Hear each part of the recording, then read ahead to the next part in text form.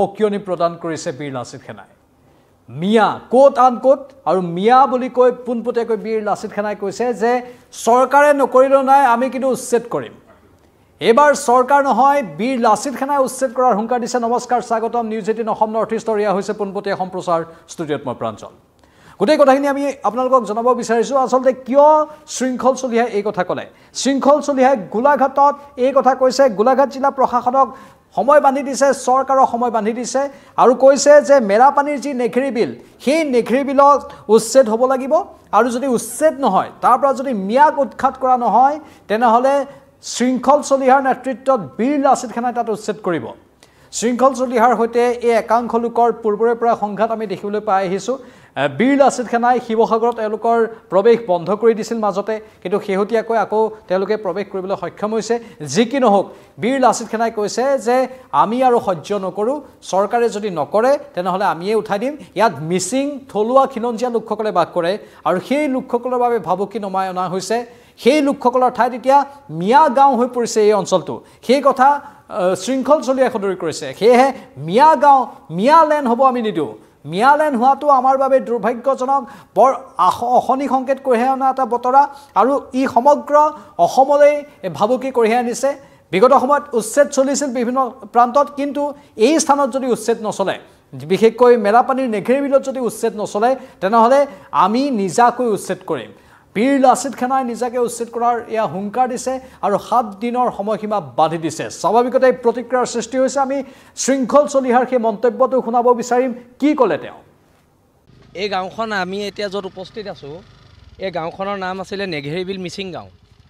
এতিয়া এই গাঁওখনৰ নাম হ'ল নেঘেৰি বিল মিয়া গাঁও ইয়াত ইমানখিনি সন্দেহযুক্ত মানুহ এখন চৰকাৰ থাকোঁতে কেনেকৈ বহি আছে কথাবিলাকতো তাক আমাৰ প্ৰশ্ন আছে চৰকাৰক লৈ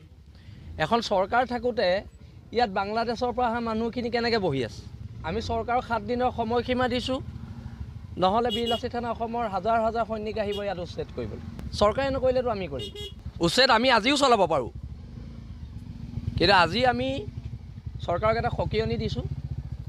নেঘেৰি বিল মিচিং গাঁৱৰ নামটো চৰকাৰৰ এটা প্ৰশ্ন আছে যে নেঘেৰি বিল মিচিং গাঁৱৰ নামটো কেনেকৈ নেঘেৰি বিল মিয়া গাঁও হ'ল কোনে কৰিব দিলে ইয়াত কোন কোন জড়িত আছে ইয়াত খিলঞ্জীয়া মানুহে একো কোনো ধৰণৰ চৰকাৰী সা সুবিধা পোৱা নাই খিলঞ্জীয়া আমাৰ মিচিং ভাইসকলে কোনো ধৰণৰ সুবিধা পোৱা নাই তাৰ পৰিৱৰ্তে সন্দেহযুক্ত মানুহে ইয়াত চৰকাৰী ঘৰ পাইছে কোনে দিছে তাক লৈ আমাৰ প্ৰশ্ন আছে এতিয়া উচ্ছেদ কৰিব লাগিব এইবাৰে যদি নুযুঁজো জাতি শেষ এই গাঁওখন আমি এতিয়া য'ত উপস্থিত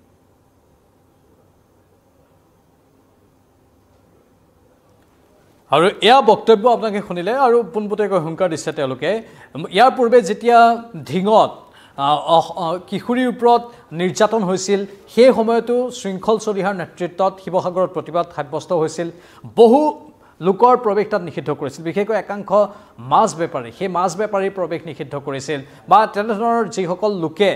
এই কামবোৰ কৰি থকাৰ অভিযোগ আছে সেই অভিযোগৰ বাবেই এই পন্থা তেওঁলোকে হাতত লৈছিল বুলি সদৰি কৰিছিল আৰু শৃংখল চলিহা আৰু পোনপটীয়াকৈ একাংশ লোকৰ সংঘাত আমি সেই সময়ছোৱাত দেখিবলৈ পাইছিলোঁ ঢিঙৰ ঘটনাৰ পাছত আন কেতবোৰ ঘটনাৰ পাছত এইগৰাকী শৃংখল চলিহাই সজোৰে দাবী উত্থাপন কৰি আহিছে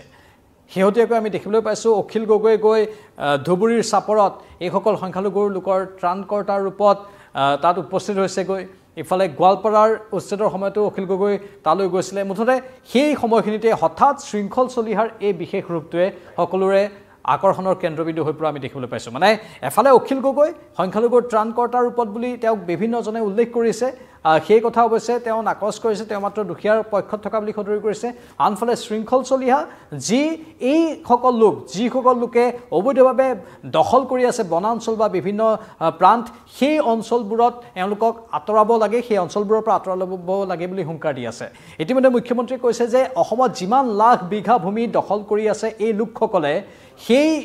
লাখ লাখ ভূমিৰে এখন দেশ গঠন হ'ব পাৰে অসমৰ এই লাখ লাখ ভূমিৰে ইউৰোপৰ বহু দেশ গঠন হৈছে ইমান দেশ গঠন কৰিব পৰা অসমৰ সেউজ ভূমি যি অসমৰ সেউজ ভূমিৰ ভাৰতৰ ভিতৰত এটা সুনাম আছে সেই সেউজ ভূমি এইসকলে দখল কৰি ৰাখিছে এখন দেশেই সৃষ্টি কৰিব পাৰি আসলতে সিমান ভূমি এওঁলোকে দখল কৰি আছে কাৰণ ইউৰোপৰ বহু সৰু সৰু দেশ ইমান সংখ্যক ভূমিৰে চলি আছে অৰ্থাৎ এই কথাটো এটা স্পষ্ট কথা যে চৰকাৰী মাটিয়ে হওক অথবা বনাঞ্চলেই হওক অবৈধভাৱে দখল কৰাটো সহ্য কৰা নহ'ব মুখ্যমন্ত্ৰীয়ে সেই কথা বাৰে বাৰে কৈ আছে উজনি অসমত উচ্ছেদ চলিব সেই কথা কৈ আছে উৰিয়াম ঘাটৰ পৰা উচ্ছেদ চলোৱা হ'ব আৰু যোৰহাটৰ তিতাবৰ আদি বিভিন্ন প্ৰান্ততো উচ্ছেদ চলোৱা হ'ব বুলি কোৱা হৈছে বিশেষকৈ এইসকল সন্দেহযুক্ত লোক বুলি যাক কোৱা হয় পোনপটীয়াকৈ অৱশ্যে তেওঁলোকে সন্দেহযুক্ত লোক বুলি কৈ থাকে কিন্তু এতিয়ালৈকে তেওঁলোক যে বাংলাদেশী বা আন কিবা সেয়া প্ৰমাণিত হোৱা নাই সেয়েহে চৰকাৰে বিতান কৰিব নোৱাৰা বুলি কৈ থাকে যি কি নহওক উজনিত যি উচ্ছেদ চলিব সেই উচ্ছেদক লৈ এতিয়া ব্যাপক ৰূপত সৰব হৈ পৰিছে বিভিন্ন দল সংগঠন তাৰ ভিতৰত বীৰ লাচিত সেনা আৰু তেওঁলোকেও কৈছে যে আমি নিজাববীয়াকৈ হ'লেও উচ্ছেদ চলাবলৈ সাজু আছোঁ আমিও লাগিলে পদক্ষেপ ল'বলৈ সাজু আছোঁ চৰকাৰে যদি নিৰ্দিষ্ট স্থানবোৰত উচ্ছেদ নচলায় মাত্ৰ কেইটামান স্থানতহে উচ্ছেদ চলায় আমি সহ্য কৰি নাথাকোঁ মাত্ৰ কেইটামান স্থানত উচ্ছেদ চলালেই নহ'ব সম্পূৰ্ণ উচ্ছেদ চলাব লাগিব চৰকাৰে বিশেষকৈ এই মেৰাপানীৰ নেঘেৰি বিলৰ কথা কৈছে শৃংখল চলিহাই এই নেঘেৰি বিল এই অঞ্চলটো অতি স্পৰ্শকাতৰ ইয়াত থলুৱা মিচিং লোকসকলে বসবাস কৰি আছে কিন্তু সেই মিচিং লোকসকলে বসবাস কৰা গাঁও মিচিং গাঁওবোৰকেই মিয়া লেণ্ড কৰি দিছে একাংশ লোকে আৰু সেয়েহে তাত তেওঁলোকে নিজাববীয়াকৈ উচ্ছেদ চলাব যদি চৰকাৰে নচলায় চৰকাৰে চলাব লাগিব তাৰ ওপৰত দৃষ্টি তেওঁলোকৰ আছে বুলি কৈছে কিন্তু চৰকাৰে নচলালে এওঁলোকে চলাম বুলি হুংকাৰ দিছে স্বাভাৱিকতে প্ৰতিক্ৰিয়াৰ সৃষ্টি হ'ব এই বিষয়টোক লৈ আপোনালোকৰ মতামত কি সেই মতামত আমাৰ কমেণ্ট বক্সত উল্লেখ কৰক ফেচবুক আৰু ইউটিউব দুটা প্লেটফৰ্মৰ কমেণ্ট বক্স আমি আপোনালোকৰ বাবে খুলি দিছোঁ আপোনালোকৰ মতামতৰ বাবে আমি অপেক্ষা কৰি আছোঁ